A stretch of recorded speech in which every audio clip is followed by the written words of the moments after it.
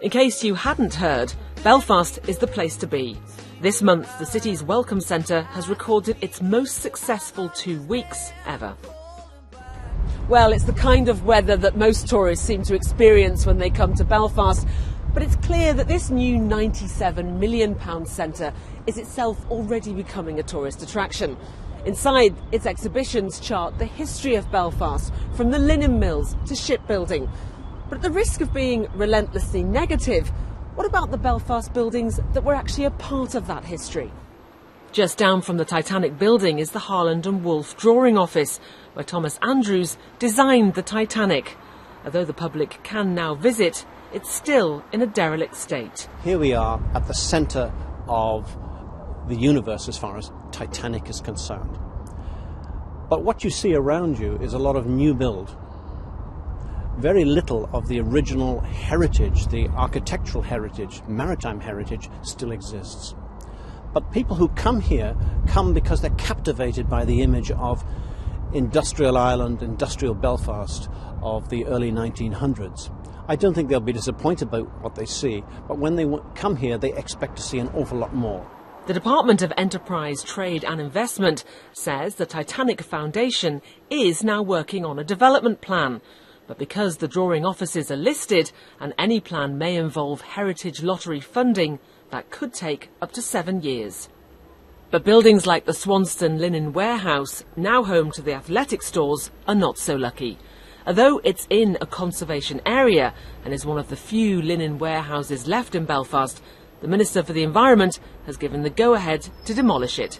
He says it's dangerous and it's too expensive to keep the facade. Given the fact that there are derelict sites on that street, given that there are many properties already for sale on that street, and given the precarious state of this building, it is, in my view, quite self-evident that there would have been no or little interest in the purchase of that property. In those circumstances, I couldn't leave that property go into further decay and dereliction. I had to be decisive. It's a fate that has befallen many historic buildings left empty. The Ulster Architectural Heritage Society says parts of our history are being lost every year. This photograph of Belfast city centre is from 1951. The buildings marked red have all been demolished. So we asked Rita Harkin from the Society to take us on a tour of Belfast's historic buildings, many of which are lying empty. This is the old Bedford Street weaving factory, then became the Ewart linen warehouse. So it's a 1860s building by James Hamilton, who was the architect for the Merchant, which was the Ulster Bank. So it's one of the key warehouses within this linen conservation area. The building is owned by McAleer and Rush. A spokesman said it's part of a 3-phase development plan, and they're currently looking for investors for the second part. The third part, they hope, will see the warehouse turned into a boutique hotel.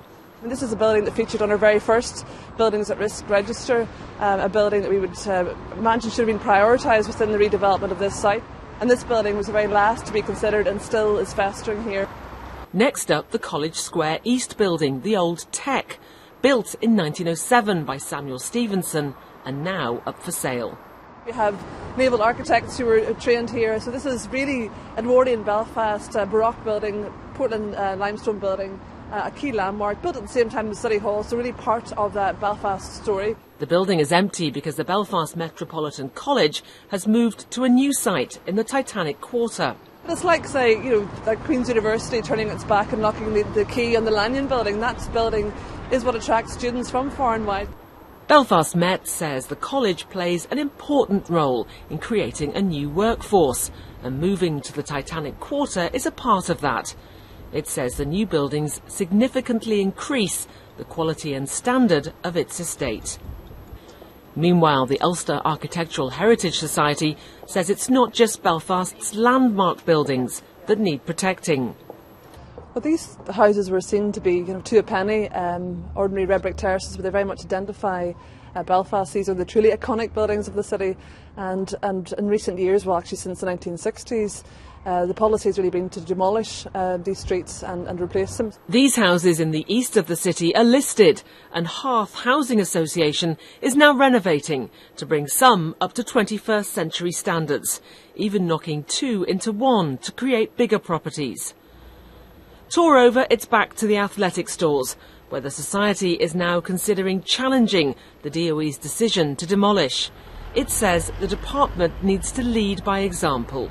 I have been setting the lead in this. If you put £1.5 billion into the Thompson Titanic dock, if you put 400,000 to help save Collara Memorial Church, if you increase heritage grants to £150,000, in my view, they are examples of leadership. Tomorrow, all those interested in the built environment meet in Armagh for a conference. Their challenge, to find ways of preserving and developing Northern Ireland's historic buildings.